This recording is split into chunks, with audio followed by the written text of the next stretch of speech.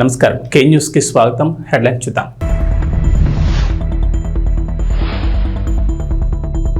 ఏపీలో రేషన్ కార్డులు ఉన్న వారికి గుడ్ న్యూస్. వచ్చే నెల నుంచి ఉచిత బియ్యంతో పాటుగా సబ్సిడీపై చక్కెర, కందిపప్పును పంపిణీ చేయాలని నిర్ణయం.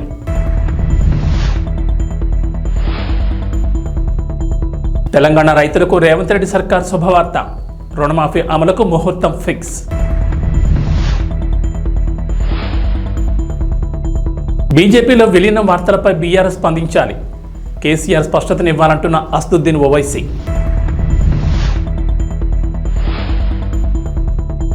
తెలంగాణ, ఏపీలో భారీ వర్షాలు.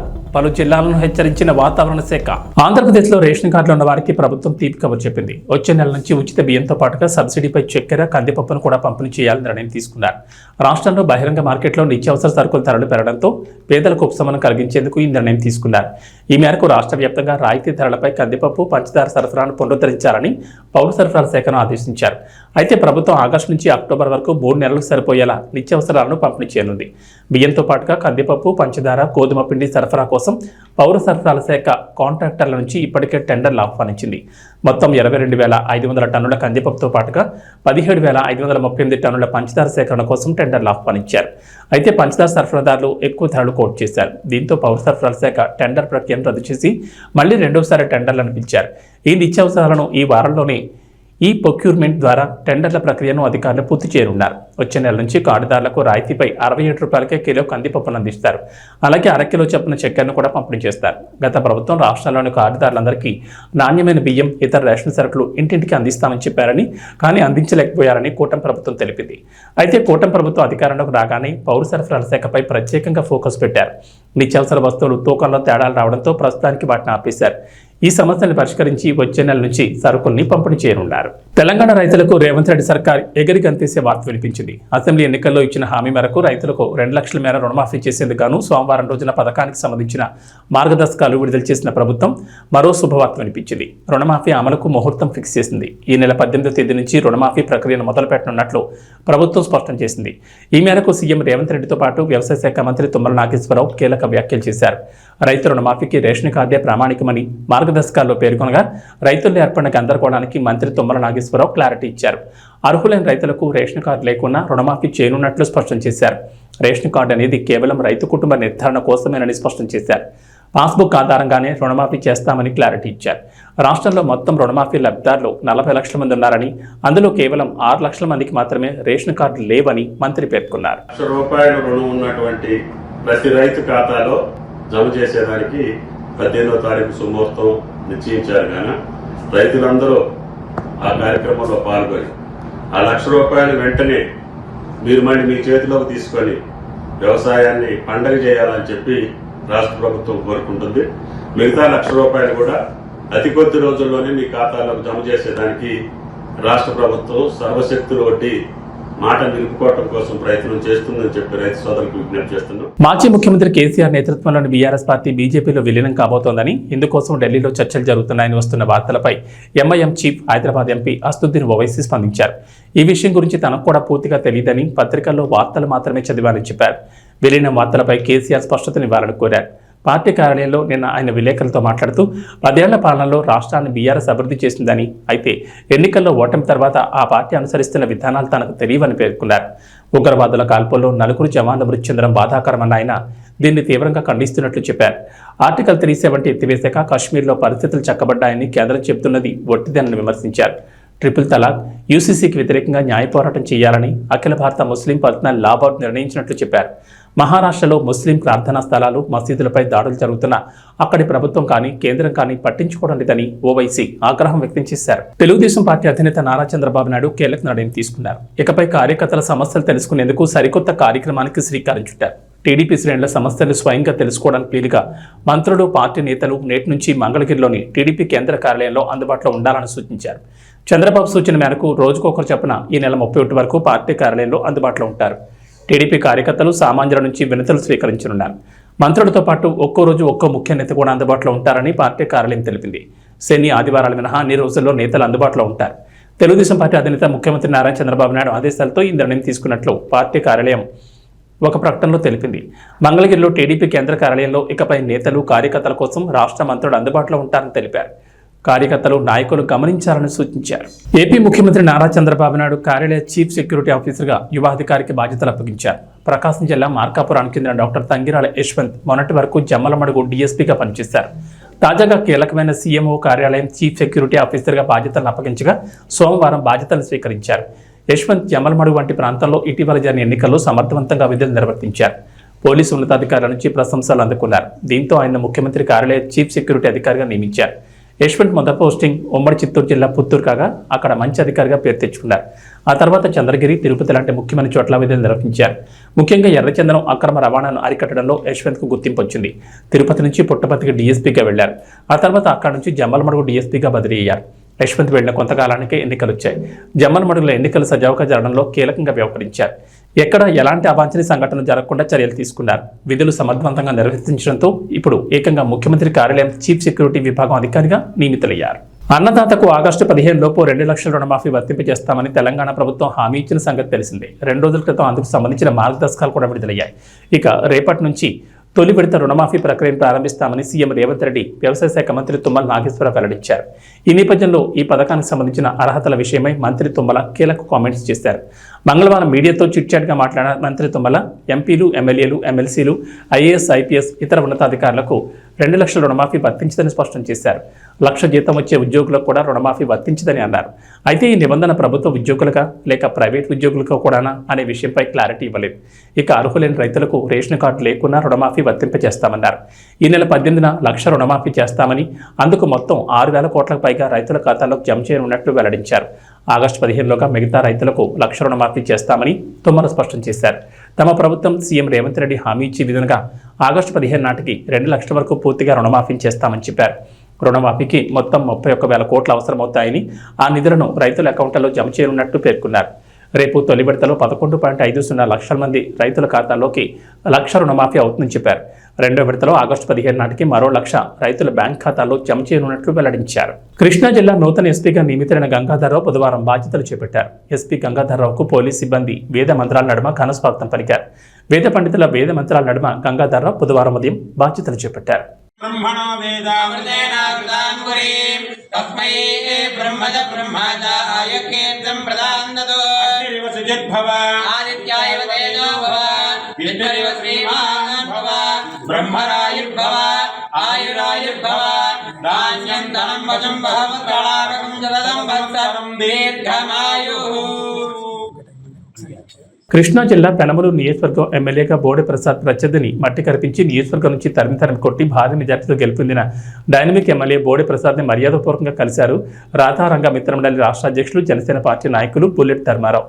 ఆయన ఆధ్వర్యంలో అతని మిత్ర బృందం మరియు Vijayawada Kanuru Ramasai apartments owners welfare association vice president bullet Dharmarao, president Srinivas Mehar, Jalalubeg, Iqbal, Pachipada Raja, Jaya, Pavan, Suresh, Satish తదితరులు మర్యాదపూర్వకంగా కలిసి బోడే ప్రసాద్ని ఘనంగా సన్మానించి ఆయన అభినందించి శుభాకాంక్షలు తెలిపారు.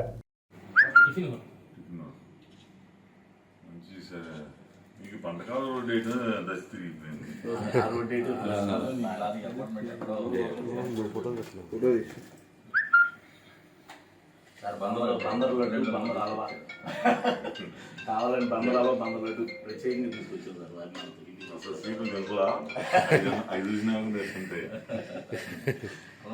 అంటే బంద నుంచి మేము వచ్చామనుకోండి, అది కంపల్సరీ ఉండాలి. ఏంటంటే బంద నుంచి ధర్మం ఏలూరు జిల్లా చాట్రాయి మండలం మంకులు గ్రామంలో టీడీపీ నాయకత్వంలో గృహ నిర్మాణ శాఖ మంత్రి పులుసు పార్థసారథి ఆధ్వర్యంలో ప్రతి గ్రామంలోనూ వర్షాల కారణంగా అనేక మందికి అనేక రకాలైన రోగాలు రావడం వల్ల ప్రతి బజార్లను లోకల్ నాయకుల ద్వారా బ్లెస్సింగ్ మరియు శానిటైజర్ చేస్తూ ప్రతి వారికి అవగాహన కల్పిస్తూ సూచించారు. ఈ కార్యక్రమంలో పలువురు పాల్గొన్నారు. పుల్లు పార్థసారథి గారు గెలిచిన సందర్భంగా ఈ గ్రామంలో దోమలో ఈ నీళ్ళు రాకోకుండా బ్లీచింగ్ పౌడర్ చల్లుతున్నామని నేను తెలియపరుస్తాను. అది ఇక్కడ పరిస్థితులను బట్టి దోమలు ఇవన్నీ రాకుండా జనం ఇబ్బందులు పడుతున్నారని చెప్పేసి తెలుసు కదా.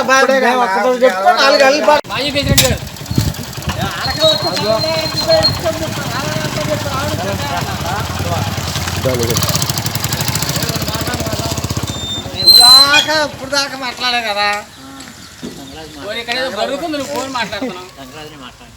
గంగరాజ ఫోన్ పెట్టి కాసేపు రాండి అన్నగారు రండి సత్యబాబు గారు రండి సైడ్ అవుట్ ఉంచండి అది వ్యాన్ కనపడి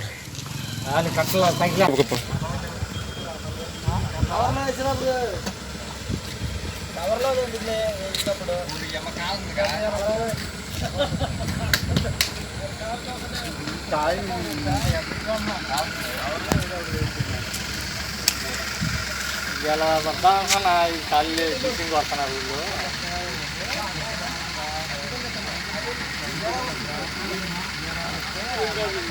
ఎంత అయిపోయినా చూసుకోండి కాపాడతాను.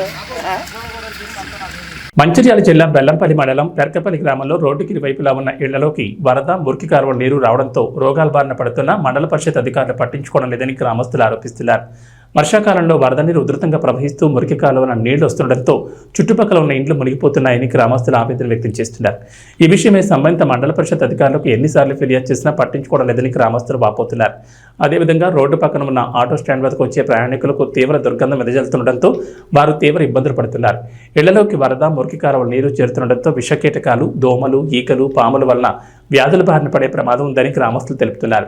ఈ విషయమై గ్రామస్తులు మాజీ సర్పంచ్కు తెలపగా ఆయన స్థానిక పంచాయతీ కార్యదర్శిని చర్యలు తీసుకోవాలని పురమాయించినప్పటికీ ఆయన నిర్లక్ష్యంగా వ్యవహరిస్తున్నారని గ్రామస్తులు ఆరోపిస్తున్నారు.